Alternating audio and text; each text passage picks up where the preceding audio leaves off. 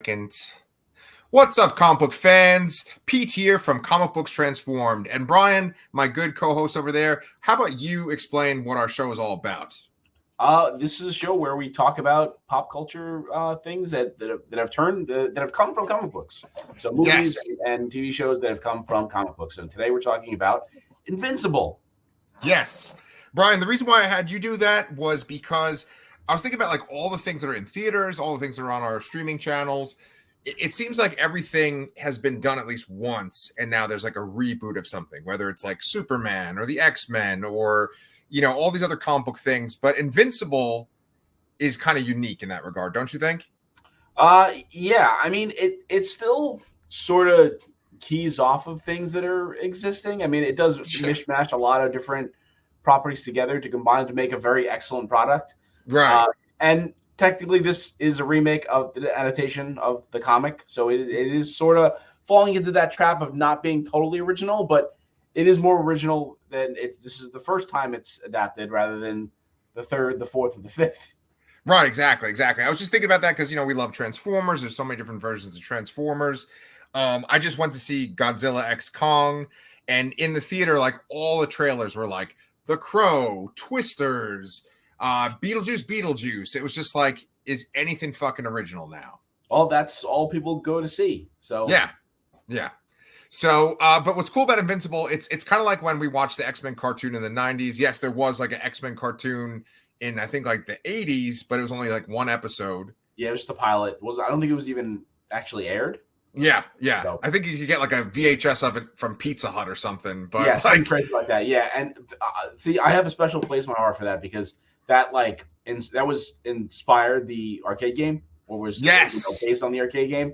Yes. No, I'm sorry. The arcade game was based on that pilot. So like that, it's still pretty awesome. Oh yeah, and Wolverine has an Australian accent for some reason. Yeah, which is kind of funny when you think about it. Yes. Well, the X-Men have been in Australia, but we're talking about X-Men. That's going to be our next set of videos that we record. Well, I more so meant Hugh Jackman being Australian playing Wolverine, but yeah. Very good point. Yes. Sorry. So that's something we'll eventually cover too when we cover Deadpool and Wolverine, which is something I'm excited about.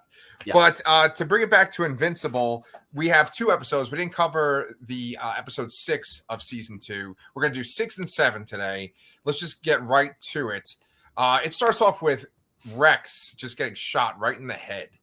Yeah, there was a nice little cliffhanger there from the previous episode, and just blam, right? Although it's funny, it's funny how this what is the lizard guy's name? Oh, it's whatever. It's like Captain Hiss or something. You know? Yeah, it's like something like that. It's funny, like, you know, he's very much an adaptation of Cobra Commander, who isn't really a fighter. He's just kind of like the leader, and he's not even necessarily the smartest person, but it's just funny that he shot him in the head and he sort of missed in a way. He's sort of in the top of the head. And I know that's for plot armor reasons, like you can't kill the character here because they have more things for him to do and all that. But it's just funny that someone is point blank behind and can't finish the job. Yet they're leading an organization of willing followers. Right. The Lizard League. I love that sequence, and I love that part, as disturbing as it is. It's kind of like spoilers for Fight Club when he like shoots himself in the head, but he doesn't die, even though he put the fucking gun in his mouth. Yep. You know, and you just see this sort of disturbed after image with Rex Splode, where like, you know, he's got a blood red eye and there's blood just squirting out of his head. Yep. I love that sequence so much. And like we said last time, Jason Mantzoukas is just like knocking it out of the park this season. Yeah, absolutely fantastic. Yeah. So what I'll probably ask you about 15 times during this recording is this matching up with the comic? Because I don't remember the early comic stuff as well.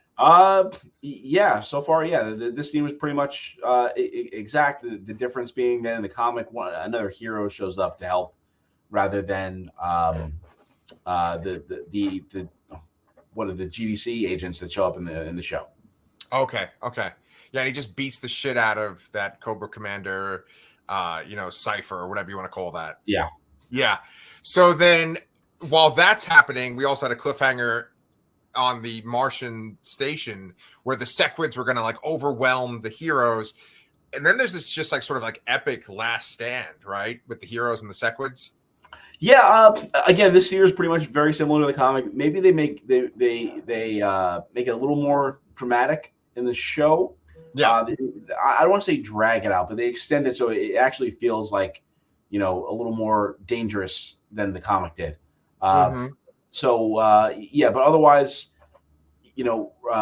Rudy is trying to rig the monster robot suit to kind of emit this pulse to paralyze the Sequids, and Invincible takes this thing eventually and brings it over to the astronaut and gets them off the astronaut. Actually, there is one difference. In the show, Rudy and Eve get temporarily taken over, but that didn't happen in the comic. Okay, I thought so. Yeah, No. and it's an eerie image, but it doesn't like change things. The show really doesn't deviate strongly from the comic.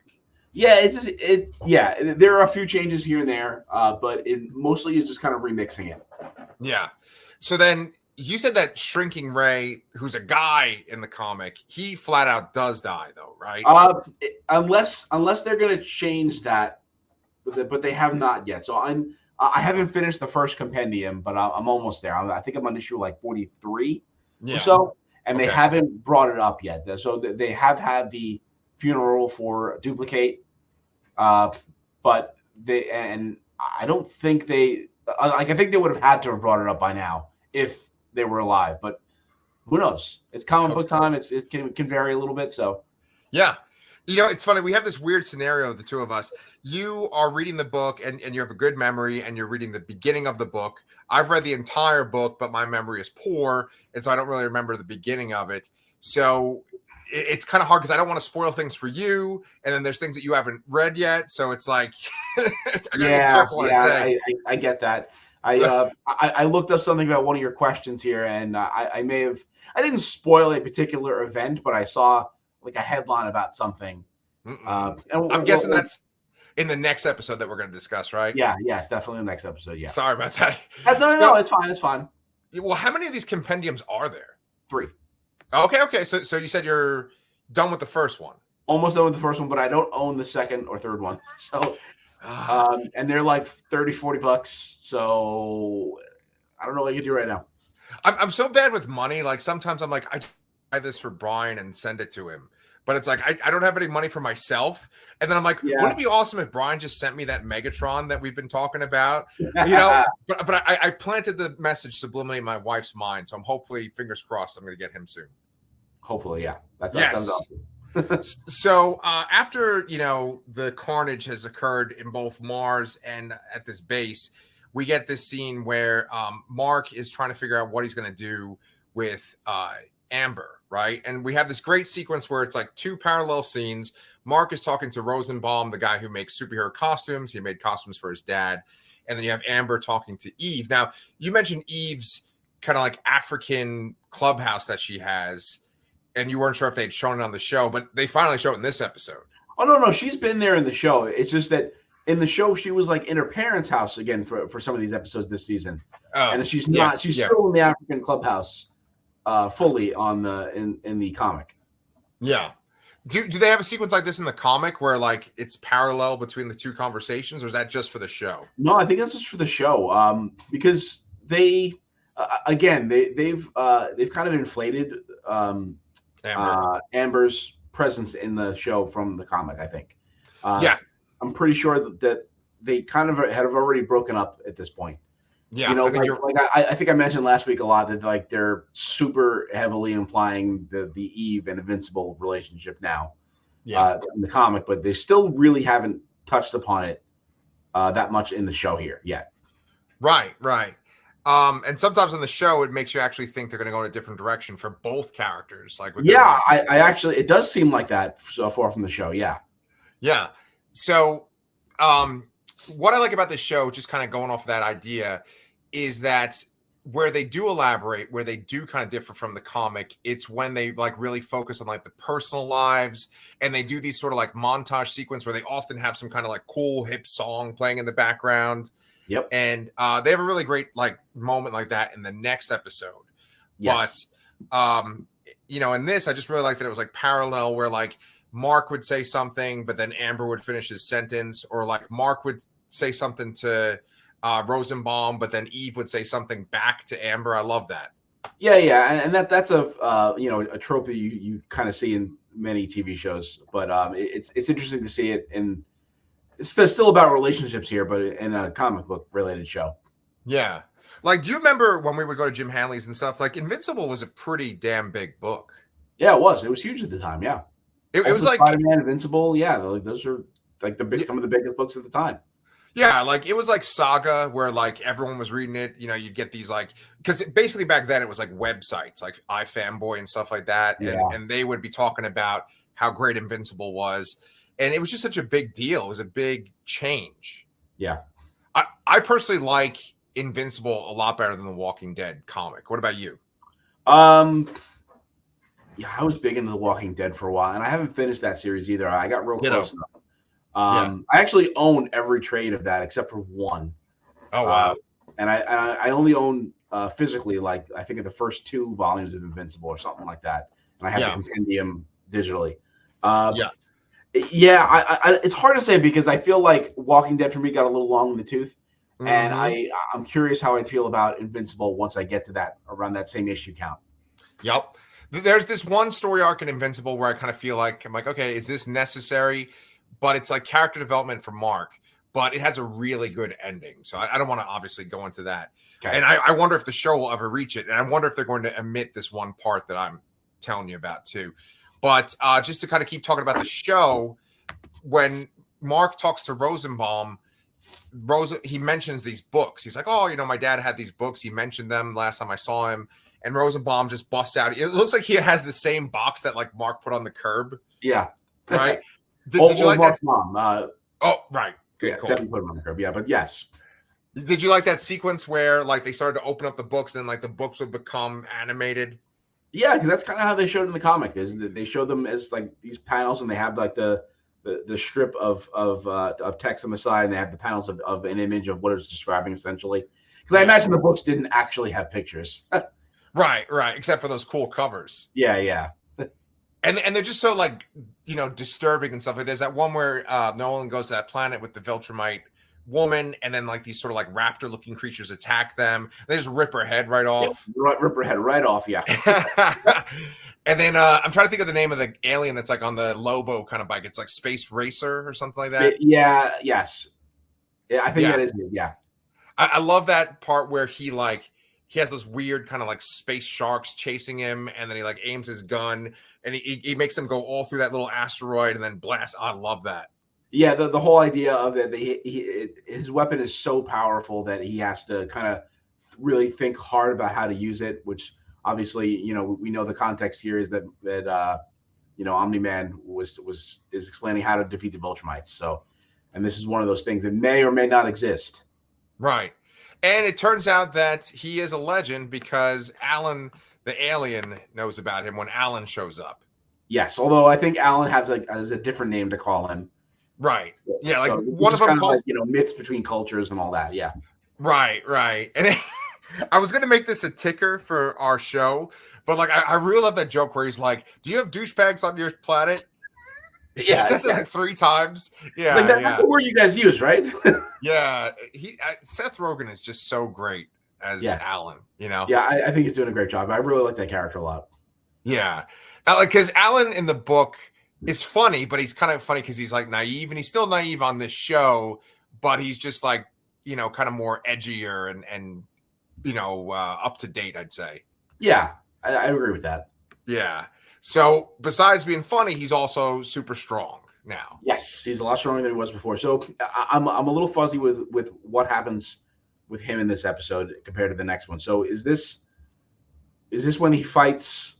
Is he coming to Earth in this episode, or is he coming to Earth in the next episode? No, he's on Earth in this episode, and then he fights the Immortal because the Immortal thinks the Immortal thinks the Viltrumites are there, and he fights them, and he fights Alan. And then you get this really great moment where their little implant that makes them telepathically talk to each other, he can't talk to both of them at the same time. I love that little detail. And I love the thing. It's like, oh, yeah, we can't do that yet. So, yeah. That was great.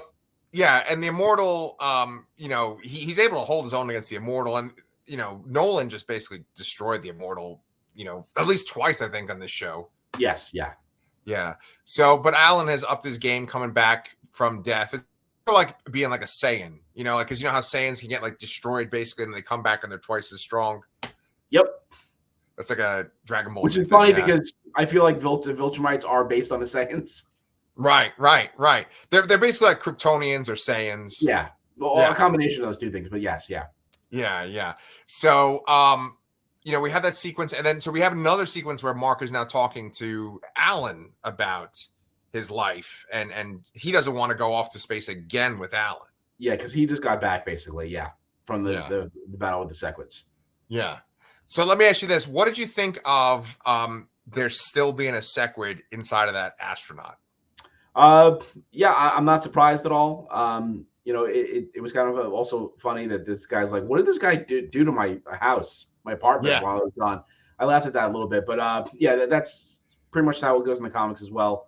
The astronaut whose name I forget gets home, and the Sequid basically takes over his body again from inside. And then we don't see what happens with that quite yet. That was a kind of like the end of the episode. Or one of the last things in the episode. That's like right before the credits, and then they always have like a little scene right after the credits. Yes, and that's Nolan. Yes. Yeah. So that's Clancy Brown. That's Nolan. Yes. I mean, it's Craig. General Craig. Craig. Yeah. Craig. There you go. Whoa. Craig, but maybe you're right. Yeah. I mean, it's spelling wise, it looks like it's Craig, but I bet you it's Krieg. Yeah, maybe. Yeah. So Nolan's like in a chair. It looks like he, can't walk because I think his spine's been messed up. And basically, Krieg is just wanting to know why he was corrupted. I think he used the word poisoned to describe Earth's effect on him. And just Nolan just doesn't say anything basically the whole time. Yeah, he doesn't say anything at all. And it's interesting that we get that kind of context that they don't, that this is a crime punishable by death, sort of, but they don't like to kill their own kind. Mm-hmm. And if they do, they like them to be at full strength. Mm-hmm, so I found that to be an interesting detail, which is, makes sense for a race that's so obsessed with power and controlling other things. Yeah. And there's another reason why they don't kill other Viltrumites too, which is interesting, but I'm not going to spoil that too. Okay. I guess I'm going to go buy this second compendium today after I finish this. So. Well, how much did you say it cost? I think it's like $30 or $40. Oh, all right. So I bought this on Comixology. That's basically all I do for it now is buy things on sale. But I haven't seen an image book on sale in like a year. So I'm pretty sure that they're just not ever going to discount it. So I might as well just bite the bullet. Yeah. Okay. Well, if you buy it and you read it, you'll be very helpful for the next batch of episodes too. I wonder where season 2 is going to end. I imagine it's going to end right about here because the season 1 compendium, the volume 1 compendium ends at issue 48. I'm on 43, and we're just about neck and neck here. So we have a few things to cover in the show that have already happened. Like I said, they already resolved the whole thing with Angstrom issues ago. But I imagine it's going to end at pretty much the exact same point. So we have 48 issues in 2 seasons about. That's really interesting. So there's basically, you said before, there's 3 compendiums.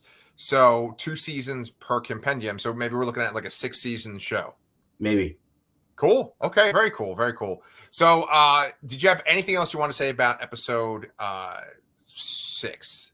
No, I think that's it. Okay, cool. Then we can move on to episode 7. Which is, I want to just pull up the titles real quick. I think the episode 6 was called It's Not That Simple. Then this one is called I'm Not Going Anywhere. Okay. So we start off with the comic book convention. Yes. And this was not something that was in the comic yet. But I really did enjoy this scene here. Essentially, Mark and Amber go to meet the creator of Seance Dog, and they have this fun little sequence. It's very meta about delays and animation tricks of the trade that the show I imagine has employed, and I have not noticed. I'm kind of curious to go back and see. I mean, like they mentioned a few things about like covering the mouth to save on animation, or having static things or shots of behind the character's head. things like that I recognize, and the wide shots where things aren't really moving, but the camera scroll, like those things, like you notice really, but some of them you don't. Yeah. But it is funny because we lamented about even the gap between the episodes from the first half of the season to the second. It was for 3 months plus, Yeah. and it was a year and a half between season 1 and 2. So that's just a nice little tongue in cheek joke at the audience's expense here. Yeah, yeah. Well, is in the comic that you read, there isn't a scene where he meets the writer of Science Dog. If that does happen, I haven't read it yet. Okay. I don't think, unless it happened a while ago when I read an earlier part of it, and I just don't remember. Because one of the things about, I'm sure you're used to this from all the X-Men stuff you've been reading lately, but you're condensing a whole bunch of information in a very short period of time, and it makes it very difficult to recall later on. Oh, yes. Yeah, no fucking kidding. Yeah. No, in the comic, it's called Science Dog. And then he meets the creator, and the creator kind of looks like either Bendis or like maybe Brian K. Vaughan. He's like a bald white dude. Yeah. And they basically do the same exact gag, but it's about comics. And so it's like kind of like, sometimes they use the same picture for multiple panels, and it's easy, cuts corners that way. Yeah. So I like that kind of shit. I'll keep an eye out for that, or maybe I'll go back and see if they already did it and I forgot it. Yeah. So the comic book convention's fun. There's a lot of people dressed up like Invincible. And while that's going on, there's a lot of people trying to leave the Guardians of the Globe. Yes. And one of them is Immortal, which we kind of talked about in the last episode there when he attacks Alan. He's basically just showing that he doesn't know what to do with himself at this point. Yeah. Which is an interesting thing. There's a couple moments, and I don't remember which episode it is. It's probably the previous one with the at Duplicate's funeral, but he's talking to I think Black Samson, and he's talking about why this one is affecting him more than before, Right. And I guess really it boils down to the fact that he thought he had more time. I guess his previous relationships have ended in old age, and this was just something new and budding, and it was just taken from him unceremoniously. Yeah, because he was married to Mary Todd Lincoln at one point, right? Because he's Abraham Lincoln. Yeah. Oh wait, is he Abraham Lincoln? I think did I miss that? I think that's the implication, right? Is that that's why he looks like Abraham Lincoln, because he literally was look like Abraham Lincoln. Wow. Yeah. Jesus Christ. I think he was literally Abraham Lincoln. But something kind of disturbing happened while I was watching that sequence, because Black Samson and Bulletproof have a conversation right around that time, right when Immortal's gonna leave. And you know how when you watch on Amazon, you can move your mouse and it'll tell you who's the voice actor, and they'll tell you a little trivia. Do you know what I'm talking about? I see that. Well, I usually watch it on the TV, so when I pause it, I can see that stuff. But okay, yeah. So when you're watching a movie, it'll tell you who's in the scene and what their name is and stuff. And it's funny because Bulletproof and Black Samson are having this conversation, and it is, even though they don't say it directly, it is this kind of hey, we're these two black dudes on this team. This team's kind of messed up. We're kind of awesome, and everybody else has these issues. And it's funny because they don't show those two actors when you move the mouse on that part. They show all the other characters. They even show Shapesmith doesn't even say anything in that scene. They're Shapesmith is Ben Schwartz, and this is this guy. Yeah. I was like, damn. But I love the way that Bulletproof, which is Jay Farrow, right, is the voice of Bulletproof. Yes. I loved him on SNL, and I just really love how he breaks down each character and they show the character while he's talking about them. Yes, yeah, this was a good scene, and I think Bulletproof's a little underused there. He wasn't used much in the comic either, but this was a little spotlight for him. Yeah, and during that sequence too, you have this battle, this training battle between Monster Girl, who's wearing a mech suit, and then she's fighting a whole bunch of copies of Robot too. Yeah, so Robot, or Rudy, is just hell-bent on helping Monster Girl, even though she does not want to be helped. Right. And so, Bulletproof makes this kind of comment of pretty soon she's going to be, eating baby food or something Yeah. And then Immortal's one of the people who wants to leave the team. Then you also have Donald, who wants to leave as well. Yes. Donald has... this was handled a little differently. So Donald's pretty much aware of the situation in the comic. He doesn't find out about anything during the events of the show here. Right.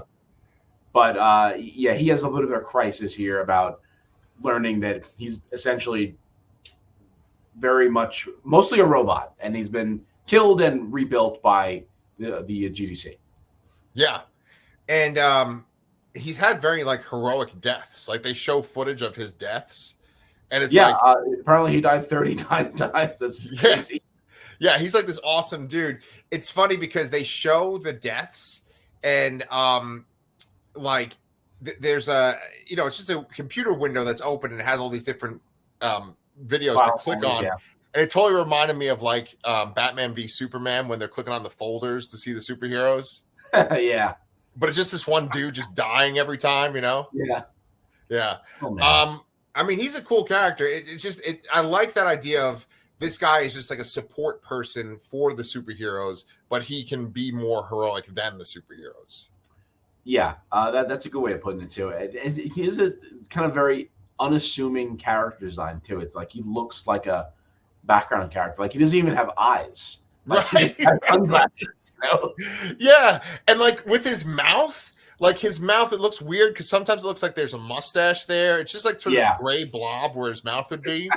I know what you're saying. But that's what's beautiful about this show is that there's these supporting characters, and there's supporting characters in the comic too. And usually they might get like a panel or two, but this show really doesn't have any fear of showing these like ancillary characters. Yeah, no, this is like a staple example of a comic that starts a universe, really, Yeah. And I don't know how many other comics that spun out of this, or if they even any of them still exist. Does the comics take place in the same universe as Savage Dragon, or no? Yeah, sort of. Yeah, I don't know how even connected those two things are here, but you read a solo book from like the big two, and of course it's going to focus on the main character, Spider-Man or Superman or Batman, whatever. But these shows like this, like they have all these other great characters, they just haven't had a chance to get out there yet, Mm-hmm. Yeah, I mean, I definitely don't want to go off on a tangent about like the Image shared universe, but like the closest that Image ever comes to it is that these characters just sort of make cameos in other books. So like in Invincible, you've had, and eventually you'll have people from like Youngblood and like basically everything that's not Wildstorm, because Wildstorm got bought by DC. Yeah. But you'll have like every other character. And then there's this really fucking great comic out right now called Local Man. I've told you about that, right? Yeah, and that's basically like it's like set in the Image universe, but it's like about yeah, I love it. I eat that shit up. But like they've never really gone like the full Marvel way, Yeah. Like do you remember that like soap opera comic that I had us read that was called Noble Causes? With like the family, it was like a soap opera. It was like a family of superheroes. It was by Jay Faber. I don't remember that. No, that was a while ago. Oh yeah, it's like 15 years or so. Okay, but it's so fucking good. And then that ties in with another Jay Faber book, which is Dynamo 5. Do you remember that one? Dynamo 5, no. That's one where like there's one superhero, but he's like Arnold Schwarzenegger. He like slept around, and then he has all these kids, and then each one has like one of his powers. Okay. That sounds a little familiar, yeah. Yeah. And anyway, what I'm trying to say is that like all of these characters and like Spawn have like interacted and been together, but it doesn't have that like cohesive feeling like Marvel or DC. Yeah, it's just sort of they're in their own little bubbles. I mean, sort of like Marvel and DC sort of do, but those are definitely more connected than this. I get it. Right. But I do love that world. I love the idea of like all these characters existing in the same world though. And Invincible. Yeah. Especially when you go into the later issues, it really like plays that up too. Okay. Yeah. Okay. So yeah, nice, man. So let me just keep spoiling things for you. So we talk about Mark and Amber having a night off, and that was that sequence I was talking about where it's like it's this really great musical moment. It kind of mirrors that scene in Superman, the first one with Lois Lane and Superman flying around. Yeah, where they're flying around together, sort of on a date, sort of. Yeah. Yeah. And then Anissa shows up. Yes, and this is the thing that I was talking about that I looked up. I'm like, I don't remember seeing this character yet, and I found out that she basically was going to show up in the next issue I'm going to read. So that's why I haven't seen her in the comic yet. But I see that there are controversial things that happen around this surrounding this character. But that's all I know. I don't know anything beyond that. I just saw that it is the most controversial character introduced in Invincible. Yeah, I won't spoil anything. I the only thing I will say is that when she showed up, I was like, oh, they're gonna have her on the show. Okay, okay. So Interesting. I'm very this is the thing that's gonna propel me to buy Compendium 2. yes, yes, yes, yes. I don't know. Yeah, I'm not even gonna go into it then, because when you read something, then you'll text me immediately. I know. Yeah. So what did you think though of like him fighting that kaiju? It was interesting sequence at all with Anissa and the kaiju. So she seems, first of all, like not as evil or angry, I guess. I mean, she still has the same principles, the same goals as the other Viltrumites, but she's trying to use reason and logic, which is not something we've seen from the Viltrumites before. But I found that very interesting, and she actually helps Invincible to kill this kaiju that's saving these and helping save these people that Invincible's trying to help. Right. And she has this general speech about this. It's like, the way people are doing this, are living, they're going to destroy this world and whatever. And we will actually help fix it if we put them under our control, which is a really interesting concept to be and place to be in between for the people here. It's like you have full free will, even though you're probably going to fuck things up, or you can live under someone's control and potentially extend the life of your planet and race. Yep. Yeah. I mean, it's funny because I feel like almost every single comic book form of media nowadays, you have like these superpowered people, whether they're aliens or like evolved humans. And then there's always the idea of, oh, regular humans are destroying their own planet. We could step in and stop them from doing that. And that's basically her argument. Yeah, it's kind of like, I wonder if it's like wishful thinking by the writers. Of course, it's just like dealing with our own, like, oh my God, we're destroying our world. If these godlike people were here, they would stop us. You know? Yeah. And so what I really, really liked about that sequence was that Mark, he's got Cecil in his ear, basically telling him like, okay, like, just tell her that you will conquer Earth and she'll go away or she'll stop beating you up. And he doesn't do it. Yeah. That was a great scene. Yeah, no, it shows Mark's resolve. It shows him being a little naive and stupid at the same time. But it was a good scene. And then Anissa just flies away. Yeah. She like steps on him and it almost looks like he's dead for a minute. He's just laying there on the ground. But then, she just leaves him basically. Yeah, but we often see Invincible in that kind of a situation. Yes. That's in the comic and in the show. Absolutely. So I totally forgot. Maybe this doesn't even happen in the comic where like she grabs Amber's neck like that. Yeah, like I said, I haven't seen her in the comic yet, so I'll find out. But I mean, Amber's already sort of out of the picture. Yeah. I think in the comic. Yeah. So I'm wondering how they'll adapt that. Yeah, but that was a very scary sequence, though, don't you think? Yeah, no, that she just shows up out of nowhere, and there's nothing to there's no reason for you to expect it to be coming. It just happens. Yeah, and they don't even know why she was able to so easily find him on this planet of 7 billion people. Yep.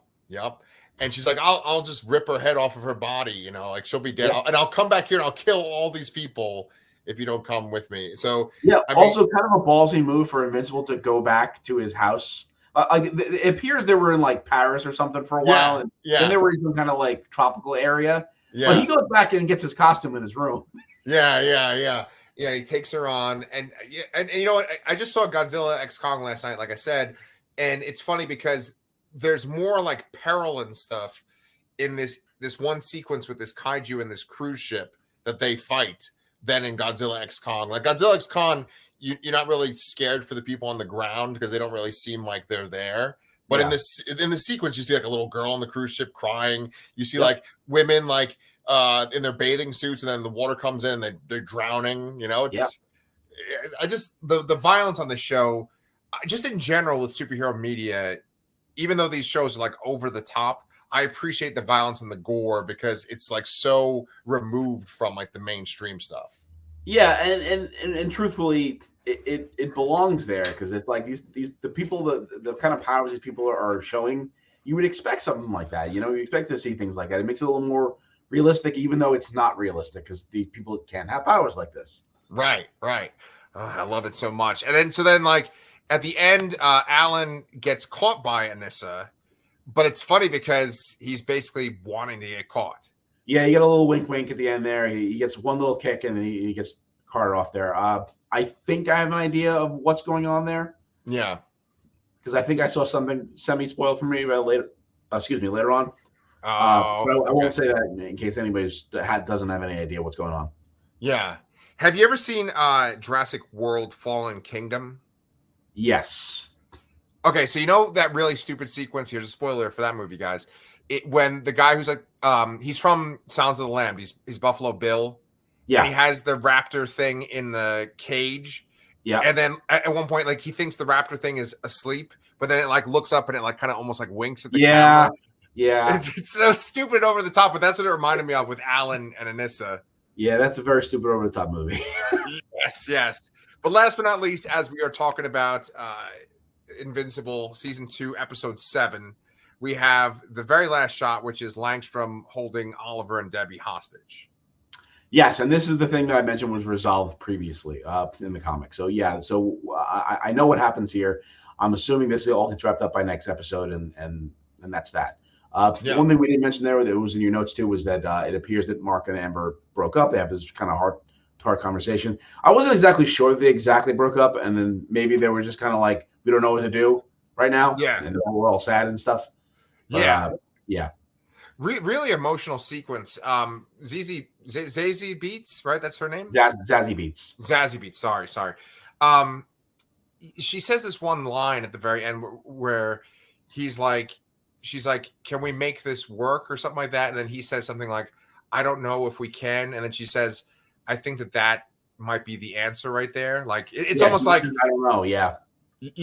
And so I remember kind of being in that kind of breakup scenario with certain girls, and it's like that felt realistic considering it's an animated show about space alien people, you know? Yeah, and especially that it's preceded by a little monologue from Amber. It's just like, on one hand, I feel terrible that you're never here, but at the same time, I know it's because you're out saving the world, so I feel horrible about it, and I don't want to be that. So it's a really interesting way to examine a relationship with a superpowered being and a normal human. Yeah, and that they sort of go into a little bit in the comic, but I think they've really delved into it a lot more here from an introspective manner. Yeah, and it's really tragic because Mark is able to work out with Cecil and that he can have 2 nights off per week. So that can be kind of like a compromise for his girlfriend. But then on their night off, on their date, they get attacked by a Viltrumite. Yeah, and that goes out the window. Yeah. So are you digging the season as much as last season? Yeah, I love the show. It's great. I'm glad I watch it. I recommend it to a lot of people. I don't think anyone's listened to me, but that's right. No one's listening to us right now, too. So we're all good. So we got one episode left next Thursday. Hopefully, I'll have that first compendium finished so I can really compare it all together. Yeah. And then we'll wait however many years it takes to get to season 3. Right. But I gotta say, I really do appreciate you reading the book because it's good to have that kind of reference, especially like the difference. Yeah. Because I feel like that's what our channel is all about is like, oh, this is how it's different from the comic, and so, I wish we could do it more, but it's hard to consume all this, really. Right, and fucking expensive, exactly. And remember it. Yeah, right. For guys our age, that's right. So for those of you watching at home, thank you for consuming our show. For those of you that are listening, thank you for listening to us as well. We just love to hear from you guys too. Make sure you give us some comments. You can like and follow or subscribe. And Brian and I are going to now record our review of the next 2 episodes of X-Men 97. So we will catch you guys real soon.